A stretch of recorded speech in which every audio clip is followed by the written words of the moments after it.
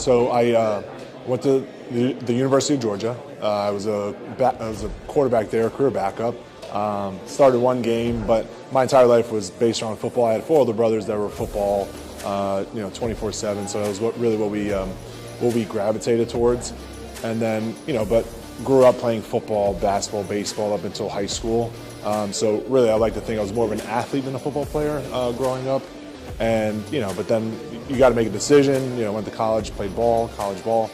But then after coming out of college, I realized, sports are amazing regardless of the sport, and I started to gain a little bit of an interest in, what is the makeup of an organization behind the product on the field.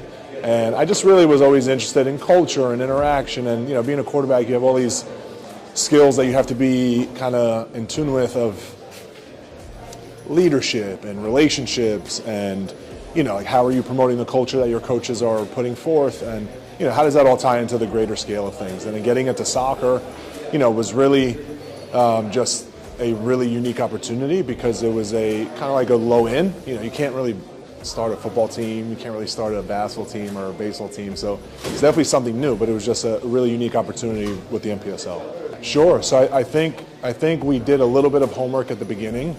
We knew about the NPSL because we had some other motivations with an NPSL team, so we just learned a lot about it.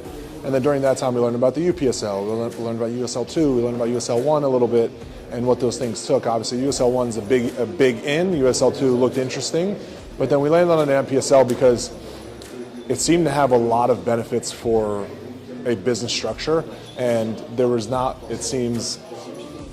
just a lot of ways where the NPSL allowed each, let's say, team to be as creative as they can get, and which I think is crucial in a startup of a team or any business, right? You want to be able to understand what your guidelines are, let's say in the region you're in, and know how you can maximize your abilities and your team. Yeah, long term, we want to create a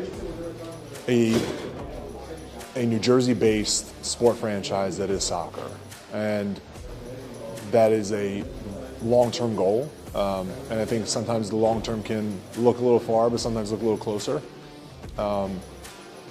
Doing that and starting at the NPSL level is crucial, because now at least we can start to feel, with our inexperience as an organization, what it's going to take to work through that and to, let's say, work our way through the U.S. soccer pyramid.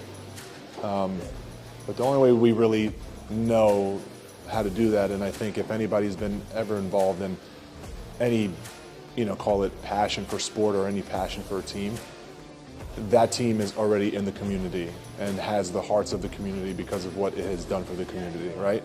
And winning is awesome. Winning is great. I don't think winning is everything, because you can also win in a lot of ways that don't show on a scoreboard. And so, a lackluster season, but a season of, let's say, a lot of organizational hits, as in getting in the community, making a difference, growing relationships with community members and individuals and youth, right, and creating your grassroots. That's still a winning season, and just in a lot of different ways. So, like I said, long term, just to become a very strong, prominent sport franchise in New Jersey, and then eventually grow to some level of professionalism, and then after that, be short term, get in the community and influence them now.